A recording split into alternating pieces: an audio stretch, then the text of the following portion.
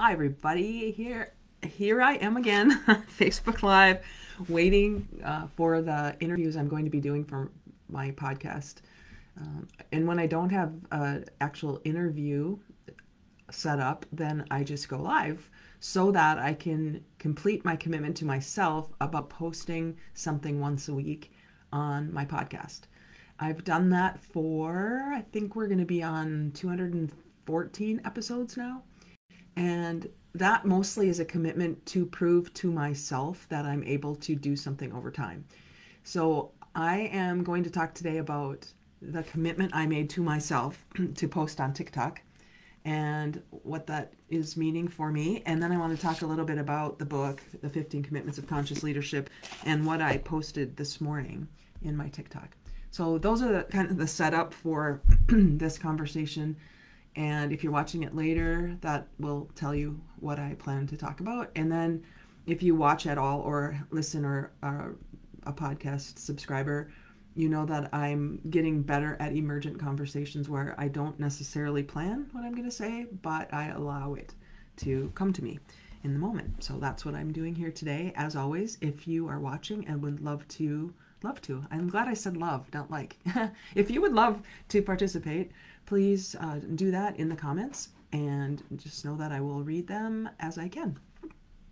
So with that, I'm going to do the countdown and we'll get going. 3, 2, 1.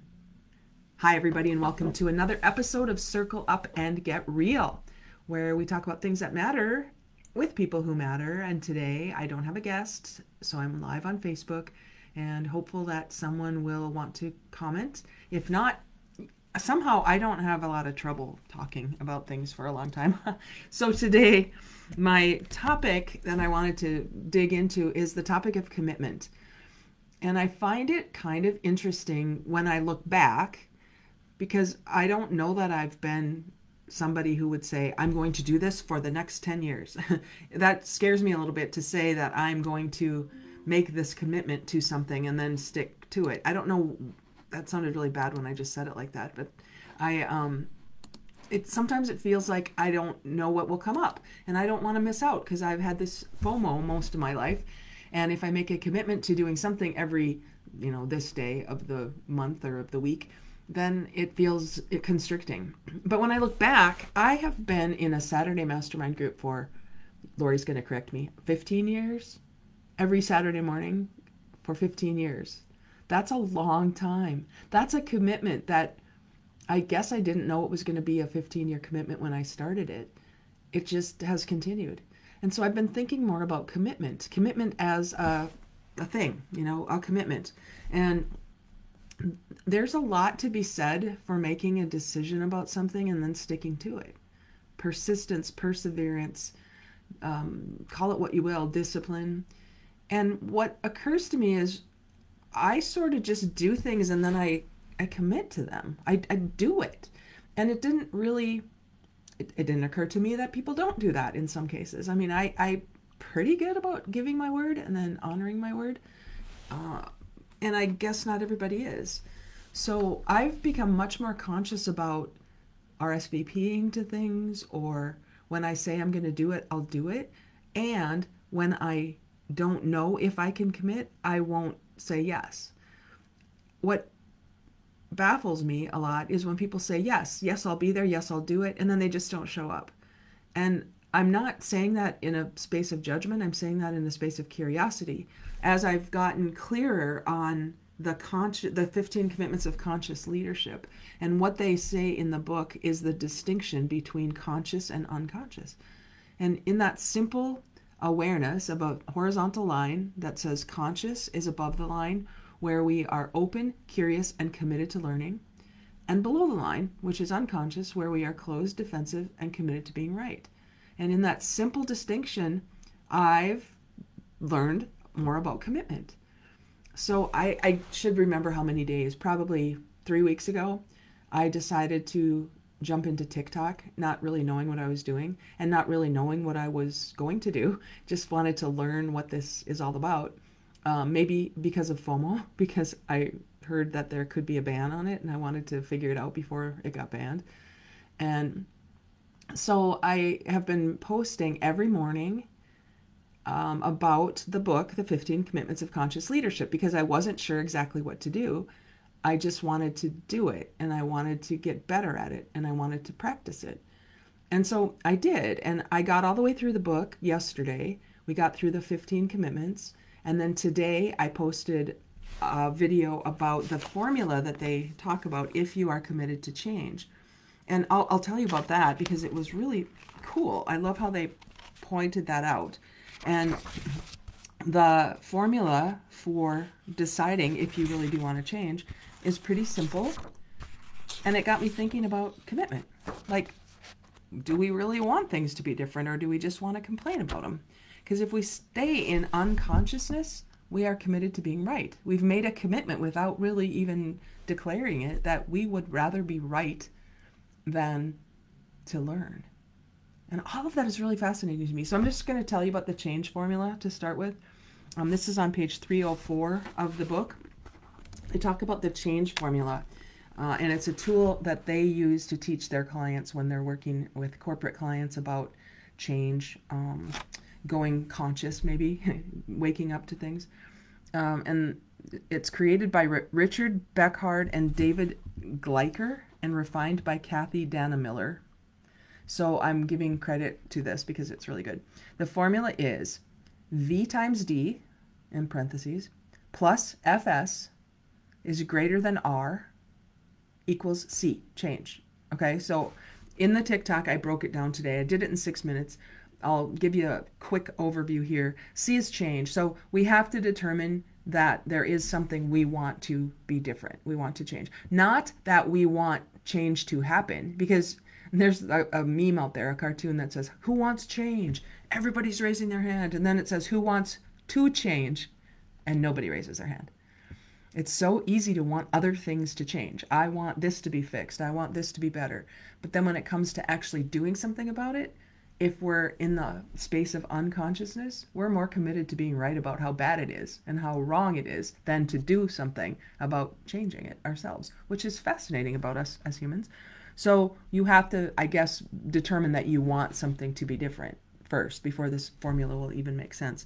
So change is, whether it's change is the C, whether it's in an individual, a team, or an organization. It can be personal or professional, changing our exercise routine or our marriage, or changing an accounting system or a product launch process. So if you determine that there's something that you want to be involved with regarding change, that's the formula. And then we're going to work backwards from that formula. So the R is resistance. Change is about letting go of the known and stepping into the unknown. And in that space of stepping into the unknown, there probably will be some failure along the way. And for me, and I suppose for most people, failure is just a way to learn. So if we don't fail at something and then try it again, it wasn't even worth trying in the first place, because it's not going to be perfect the first time. So people are uncomfortable with change. People get into their routines, even if their change, or even if their routine is complaining about something. That becomes a routine, and that becomes an identity. And so the resistance to change is rooted in fear. If I changed, what am I afraid would happen? Or put another way, what's at risk if I stop being the way I've been or doing what I've been doing? It's an identity shift. Even if you know yourself to be someone who has been a complainer, which is not something to be proud about, but then what would happen if I tell the truth about something that's not working? Then I maybe have to address it and do something about it. So there are a lot of ways that they kind of walk you through some of these things that you would have to identify as things you want to change about yourself. And sometimes we just need somebody to help us with that. The change we discuss in this book alters a person's core pattern and identity. It shows up in our behavior, but goes much deeper than that. All of us have adapted the best we can to make our lives work as well as they do. Shifting our identities and the beliefs that support them brings up resistance. Okay, so we've addressed it, right? That's the R. So change equals something being greater than R, resistance, right? So then the rest of the formula is V times D plus FS. V times D is vision, your vision of a preferable future. So you have to know what you want to be different if you're willing to change. And The D is, dissatisfaction. When I was working at Keller Williams, they used to tell us that there were people would change if the pain of changing became less than the pain of staying the same. So there was always the pain point. Like, what is the pain point? People will change more often because they're in pain than because they want to move toward pleasure. And that, I get it, and I'd like to believe that there's another way to do it, and there is, but for many people, the vision has to be times the dissatisfaction. So the vision would be moving towards something, and the dissatisfaction would be moving away from something, away from what we don't want. So they ask in the book, how big is your vision? How motivational is your dream?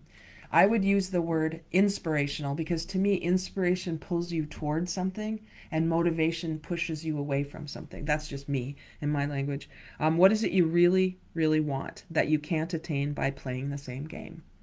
So you have to ask yourself, do I really want whatever it is I'm saying I want? Because it means I have to play a different game. What is your picture of a future that is so compelling that it inspires you to overcome your resistance to change, to let go of control, and to step into the unknown? That's the vision part of this. And then the dissatisfaction is the pain. The D is dissatisfaction, specifically dissatisfaction with the status quo. Most people in organizations overcome the resistance to change by becoming extremely dissatisfied with the status quo. So you have to get to that place where complaining about what it has been is more disturbing to you than making the actual change. So when people in the system start telling the truth about themselves and others, they are typically ostracized and rejected for breaking the social contract. This is one of the risks to changing. When you find yourself in a system that isn't working for you anymore because maybe you've woken up to things or you've become more conscious and you are the one who rocks the boat and changes it, you'll be ostracized. This courageous step, though, is often a gateway to allowing dissatisfaction to surface so real change can happen. So in the formula, it's not comfortable, it's not easy, but it's necessary. So we have V times D, vision and dissatisfaction, are multiplied. It says, think of it as needing 100 points of motivation to overcome resistance. This can come from 100 points of vision and 1 point of pain, or 10 points of each. Again, for most people, the dissatisfaction and pain number usually far exceeds the vision number. So, okay, I'll accept that that's true, even though I don't like it. So then FS is first steps. So V times D gives us the why, while FS gives us the what and how. So you need to figure out what are the first steps you can take. And this is just an overview, as I said. There's more to it, because if the formula were all it took, it would be very simple. There's willingness to move forward. There's willingness to get rid of whatever has held us back. And I'm sure that's a whole other conversation. That's where I think the commitment comes in, or doesn't, right? If you're interested, you'll do what it takes when it's easy. But if you're committed, you'll do what it takes even when the emotion you set it in wears off. And for many people, that's the rub, right? It's more comfortable for me to complain about what's wrong. And I would say it's more familiar. Maybe it's not comfortable anymore, but it's just familiar. And my identity is one of someone who notices what's wrong, not necessarily someone who does something about it. And I've been that way in my past. I've been someone who says, why doesn't someone do something about this? And then at one point I realized I'm someone. And so I can't continue to complain about the things that I don't like if I'm not willing to do something about it. And to me, that's the difference maker for me in my life. The TikTok journey, whatever it is. I just do stuff. I do it. And at some point I may stop. For whatever reason I may stop. But I do it to prove to myself that I can do it, I think, sometimes. And whether or not anybody ever pays any attention isn't the important thing anymore. It used to be, when I had this fear of missing out and I wanted people's approval and I wanted people to like me. I mean, that's a journey I suppose that we're all on. I kind of wish I would have gotten off that a little sooner than I did. Of course, it still is there. And in fact, I'll share with you today, I happened to log into my TikTok account and something came up that I hadn't noticed before, which is analytics. and you can actually take a look at the people who are watching, because I was kind of shocked that I had so many people watching, or I guess you can tell how many people watch. There are numbers. But the thing that's interesting is almost everyone only logs on for 3 seconds. 3 seconds, and then they're off. Nobody watches what I'm posting. They just notice and say yay. Or, there are people who will put a thumbs up, but they have no idea what I'm saying. They're not listening to any of the content according to my statistics. I'm not going to say all and none, but most people, they tell you, you can notice when most people log off. And for my videos, which are about telling about this book, I guess I was doing teaching without being invited to teach. That could be part of it. But people are not watching it. They're not watching what I'm saying. They're just seeing that I'm on TikTok. So maybe I can do something in 3 seconds, that keeps them compelled. I don't know. This is the game of it. The game of TikTok, the game of social media, the game of getting the word out about the things we want people to know about. That's a complete game that I have not in any way mastered. I have no idea how to do that. I have no idea how to get people to at least listen long enough to decide if they have a vision for change. And I think that's what my biggest aha was today, and in this conversation I'm having with the 3 of you who are here, thank you. There has to be something compelling enough for me to want to change the way I think I've been trying to get the word out about the work I do.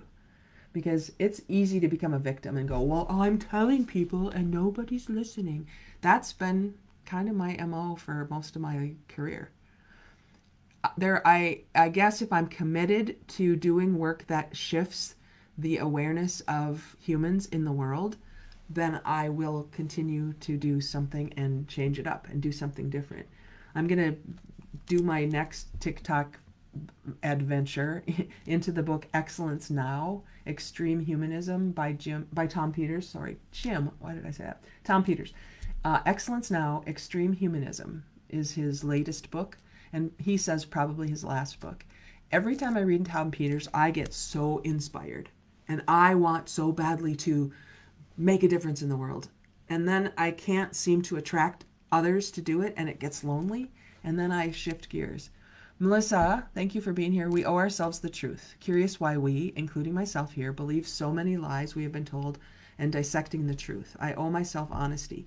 I can grow if I'm being honest. New buds start to form. So important, Melissa.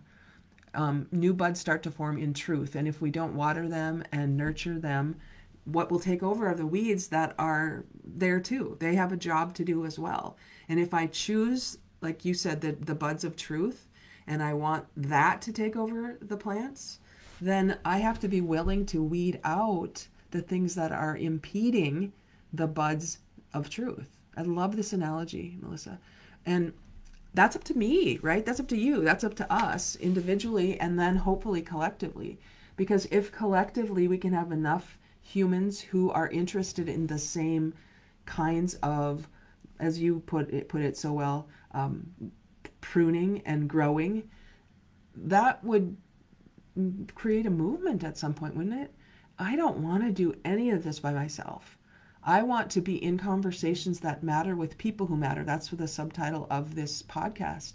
And if we do that and we gather other people in a conscious way, so that we're open, curious, and committed to learning, not just for the learning, but for the doing of it, that's where I can see, Melissa, buds turning into flowers or fruit or whatever they are meant to become without having to feel strangled by the weeds. And maybe the weeds are there to show us how badly we actually want the truth buds.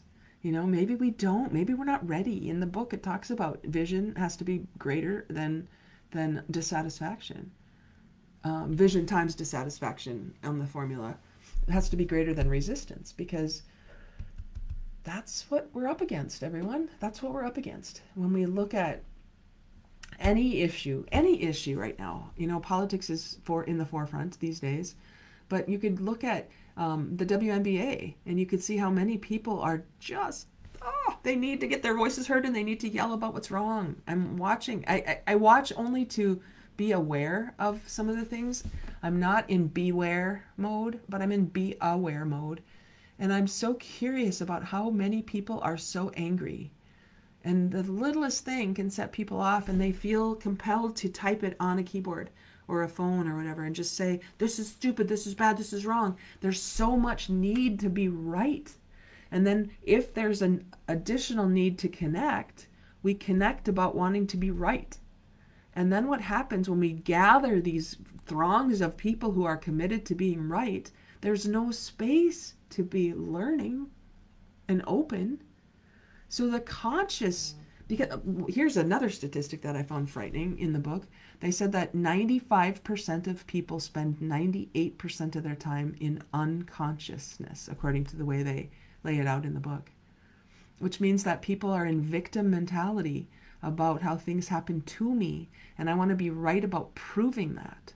And if that's where most people are spending their time, there's no vibrational frequency harmony in that for me. There just isn't. What's the point? What's the point of having a conversation with somebody who's committed to being right?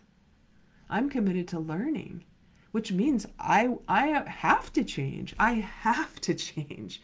That's part of the fighting. I hate to say fighting the status quo, but recognizing that there's no status quo in nature. There's nothing that stays the same in nature. Everything's changing all the time. That's nature.